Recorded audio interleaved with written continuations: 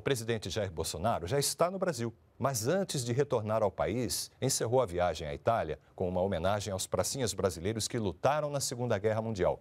Quem acompanhou a cerimônia em Pistoia foi o enviado especial da TV Brasil, Carlos Molinari.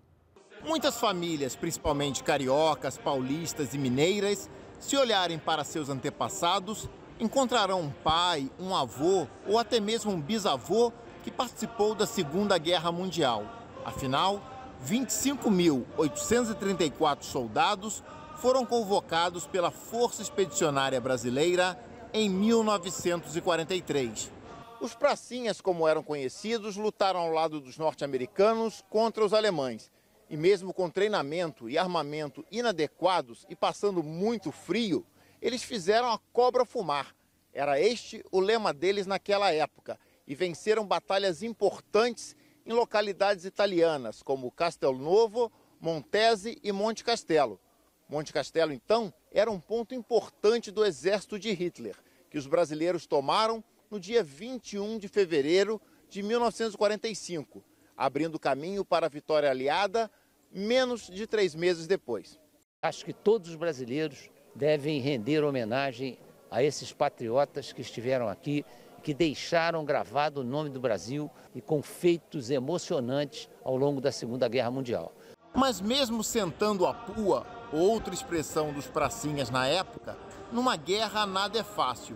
E o Brasil perdeu 465 soldados que foram enterrados aqui, no cemitério de Pistoia, cidade de 84 mil habitantes na região da Toscana.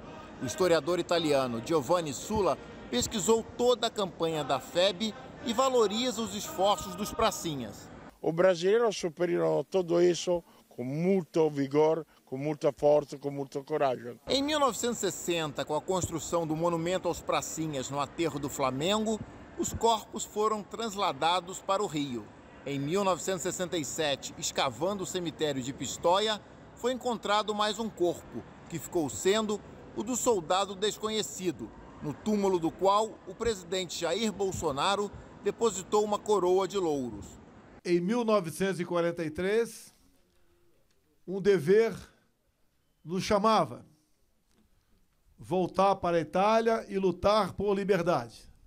Assim, 25 mil brasileiros cruzaram o Atlântico, muitos de origem italiana, e para cá vieram. Daqueles jovens que estiveram aqui nos idos 43, 44 e 45. Poucas dezenas ainda estão vivos, mas eles são para nós a chama da liberdade. Durante a cerimônia em Pistoia, neste dia de finados, a missa foi feita em português e em italiano. O presidente hasteou nossa bandeira, rezou pelos caídos na guerra ao som da marcha fúnebre e conversou com Levone Romano, o último soldado italiano vivo do conflito mundial. O Brasil tem uma história recente, mas repleta de episódios dos quais devemos nos orgulhar e o dever de preservar.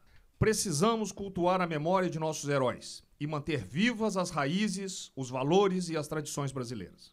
O chanceler brasileiro Carlos Alberto França, ministro das Relações Exteriores, valorizou a visita presidencial de 5 dias à Itália. Um balanço muito positivo da visita que o presidente fez à Itália, não apenas pela participação que ele teve nas 3 sessões da cúpula dos países do G20 em Roma, mas também pelos encontros bilaterais que ele manteve aqui.